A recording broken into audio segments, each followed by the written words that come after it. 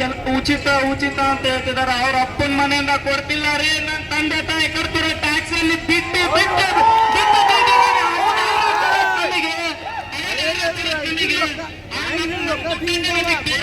ಬಿಟ್ಟು ವಿದ್ಯಾರ್ಥಿಗಳಿಗೆ ಗೊತ್ತಿಲ್ಲ. ನಿಮ್ ತಂದೆ ತಾಯಿಗಳಿಗೆ ನೀವೇ ಹೇಳಿ, ಬಿಟ್ಟಿ ಭಾಗ್ಯಕ್ಕೆ ತೆನೆ ಮಾಡಬೇಡಿ.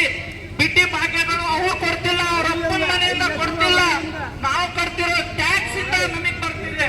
ನಮ್ ದುಡ್ಡು ನಮಗೆ ಇನ್ನೊಂದು ರೂಪದಲ್ಲಿ ಕೊಡ್ತಿದ್ದಾರೆ ಅಷ್ಟೇ, ಬಿಟ್ರೆ ಬೇರೆ ಯಾವುದೂ ಇಲ್ಲ.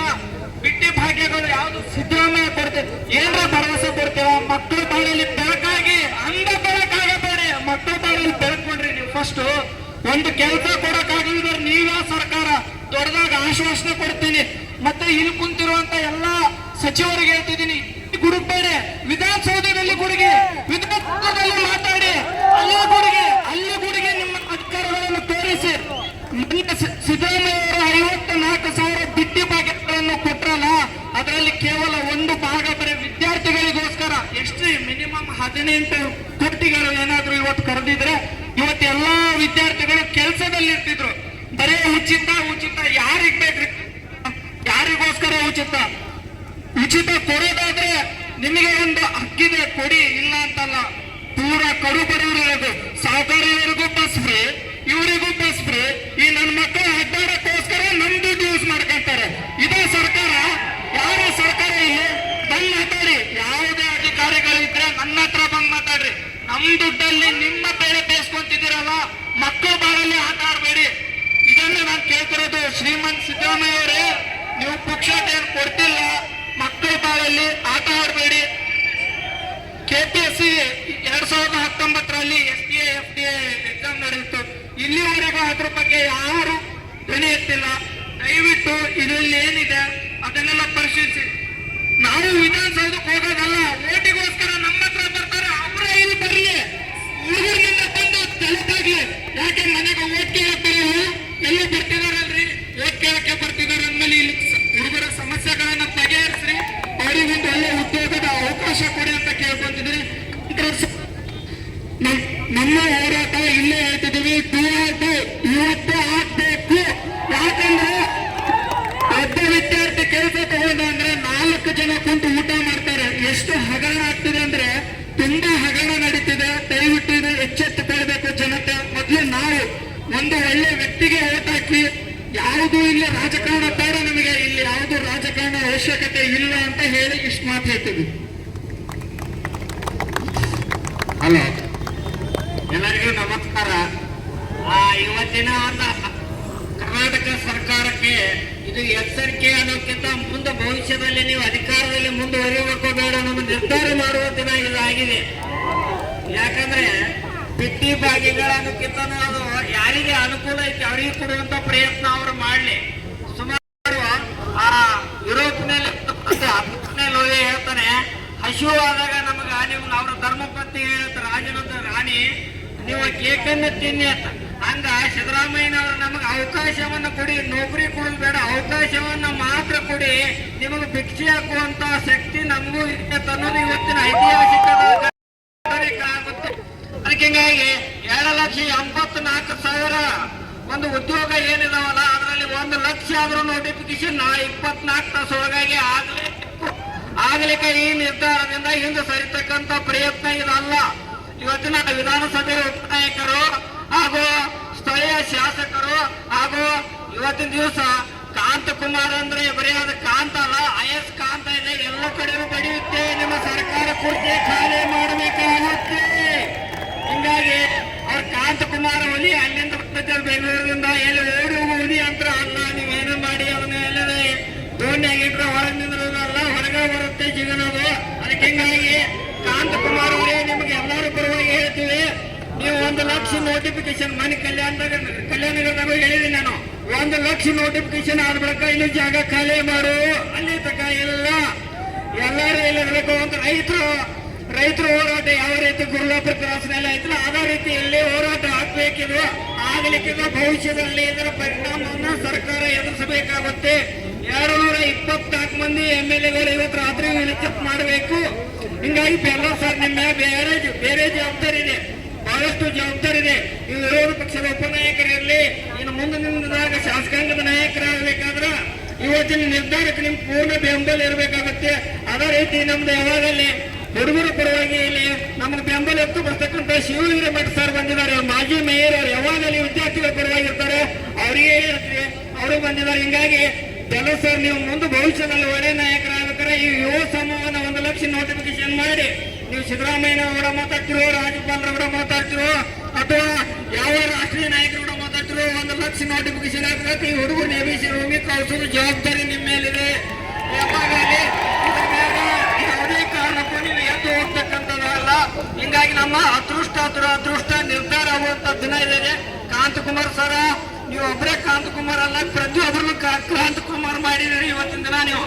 ಯಾಕಂದ್ರೆ ಒಂದು 10,000 ಹುಡುಗರು ಇವತ್ತಿನ ದಿವಸ ನಿಮ್ಮ ಮೇಲೆ ನಿಂತಿದ್ದಾವೆ. ಪಾಪತಿ ಅಲಿ ಸರ್ ಆಗಲಿ, ಅವ್ರು ಕಾಂತಕುಮಾರ್ ಸರ್ ಆಗಲಿ, ಯಾವಾಗಲೇ ಅವ್ರು ಬೆಂಬಲವಾಗಿ ನಿಂತಿದ್ದಾರೆ. ಉತ್ತರ ಕರ್ನಾಟಕದಲ್ಲಿ ಹೋರಾಟ ಮಾಡಿರಿ ಅಂದ್ರೆ ಕಾಂತಕುಮಾರ್ ಅವರು MS ಬಿಲ್ಡಿಂಗ್ ಒಳಗೆ ಒಂದು ಚೇಂಬರ್ ಆಗುತ್ತೆ ಅವ್ರದ್ದು ಭವಿಷ್ಯದಲ್ಲಿ.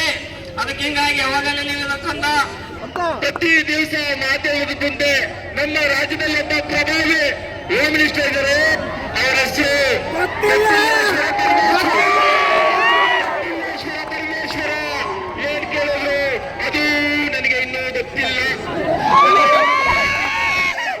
ಅಧಿಕಾರಿಗಳ ಜೊತೆ ಚರ್ಚೆ ಮಾಡ್ತೀನಿ ಅಂತ ಹೇಳಿ ನೀವು ರಾಜ್ಯ ಉತ್ತರವನ್ನ ಕೊಟ್ಟು ಹೋರಾಟ ಮಾಡ್ತಾ ಇದ್ದೀವಿ. ಆದ್ರೆ ನಿಮಗೆ ತಕ್ಕ ಪಾಠವನ್ನ ಮುಂದಿನ ದಿನ ಕಳಿಸ್ತೀವಿ.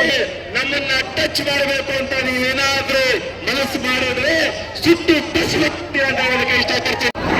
ದೂರಿಂದ ನೋಡಿದ್ರಲ್ಲ, ಬರೀ ಹೆಸರು ಕೇಳಿದ್ರೆ ನಡಿ ಹತ್ಬೇಕು ನಿಮ್ಗೆ. ಇಷ್ಟು ದಿನ ಶಾಂತಿ ಇತ್ತು, ಇನ್ನು ಮುಂದೆ ಕ್ರಾಂತಿ ಅಲ್ಲ, ಕ್ರಾಂತಿ ಚಿರಾಯವಾಗಲಿ.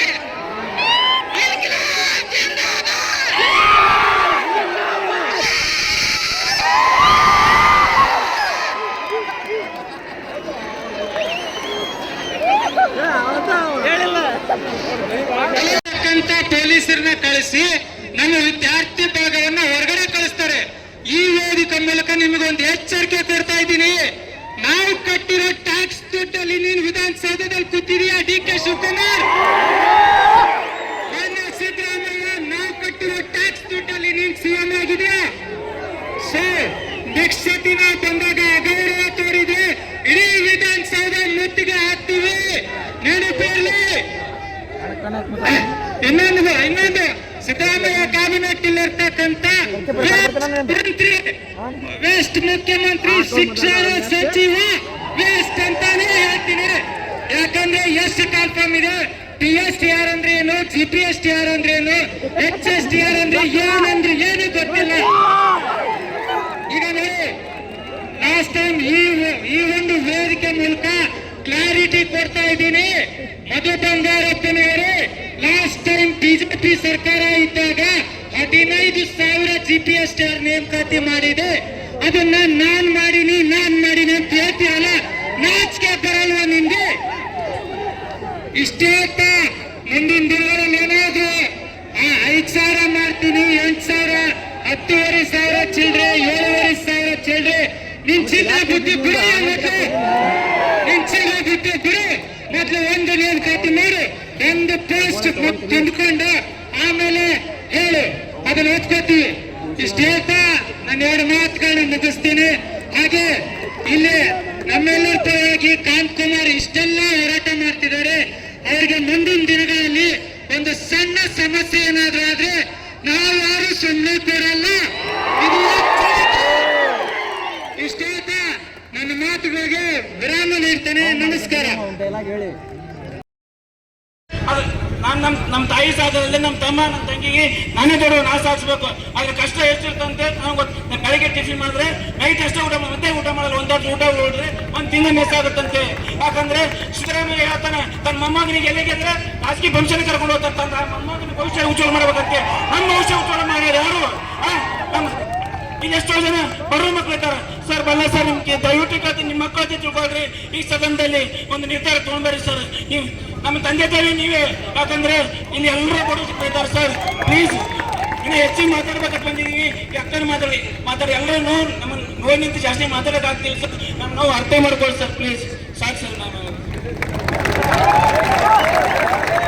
ಮಮ್ಮಿ ನೀ ಯಾವಾಗ ಬರ್ತೀನಿ ನಿಂದು ಓದೋದು ಮುಗೀತಾ ನಿಂದ ಎಕ್ಸಾಮ್ ಆಯ್ತಾ ಹೋಗ್ಬಾರ್ದು ಎಷ್ಟು ಕೊಟ್ಟಾರ ನಿನ್ಗ ಅಂತ ದಿನ ಕೇಳ್ತಾನ ಅವನಿಗೆ ಏನ್ ಹೇಳ್ಬೇಕು ನಾನು ಬರ್ತೀನಪ್ಪ ಮಮ್ಮಿ ಯಾವಾಗ ಎಕ್ಸಾಮ್ ಮುಗೀತಾ ನಿಂದು ಯಾವಾಗ ಬರ್ತಿ ಸಂಡೇ ಬರ್ತಿ ಬರುವಂತ ನಡ್ಪೇಡ ತಗೊಂಬ ಮಮ್ಮಿ ನಾನಿವತ್ತ ಏನ್ ಬೇಡ್ಕೊಂಡಿ ನಮ್ಮ ಮಮ್ಮಿಗೆ ಜಾಬ್ ಸಿಗ್ಲಿ ಜಲ್ದಿ ಅಂತ ಬೇಡ್ಕೊಂಡಂತ ಹೇಳ್ತಾನೆ ಅವನಿಗೆ ಏನ್ ಹೇಳ್ಬೇಕು ನಮ್ಮ ಅತ್ತೆ ಮಾವನ ಹತ್ರ ಬಿಟ್ಟು ಬಂದೀನಿ ಅವರು ಕೇಳ್ತಾರೆ ಯಾವಾಗಮ್ಮ ನಿನ್ ಮುಗಿಯೋದು ಅಂತ ಬಂದು 1 ವರ್ಷ ಆಯ್ತು ಇನ್ನಾದ್ರೂ ನೋಟಿಫಿಕೇಶನ್ ಇಲ್ಲ ಏನ್ ಹೇಳ್ಬೇಕು ಅವ್ರಿಗೆ ಏನಂತ ಉತ್ತರ ಕೊಡ್ಬೇಕು ನಮ್ಮ ಯಜಮಾನ್ರಿಗೆ ಅವ್ರಿಗೆ ಏನಂತ ಉತ್ತರ ಕೊಡ್ಬೇಕು ದುಡ್ಡು ಹಾಕೋದು ಒಂದ್ ಪೀಜಿಗೆ 5-6 ಸಾವಿರ ಬೇಕು ಲೈಬ್ರರಿ ಫೀಸ್ ಕಟ್ಬೇಕು ಅದನ್ನ ಯಾರು ಹಾಕ್ತಾರೆ ನಮ್ದು ಬಡತನ ಕುಟುಂಬ ನಮ್ಗೆ ಯಾರು ಇಲ್ಲಿ ರಾಜಕಾರಣಿ ಮಕ್ಕಳಲ್ಲ ನಾವು ಬಡತನದಿಂದ ಬಂದವರು ನಮ್ಮಂತ ಹೆಣ್ಮಕ್ಳು ಓದ್ಬೇಕಂತ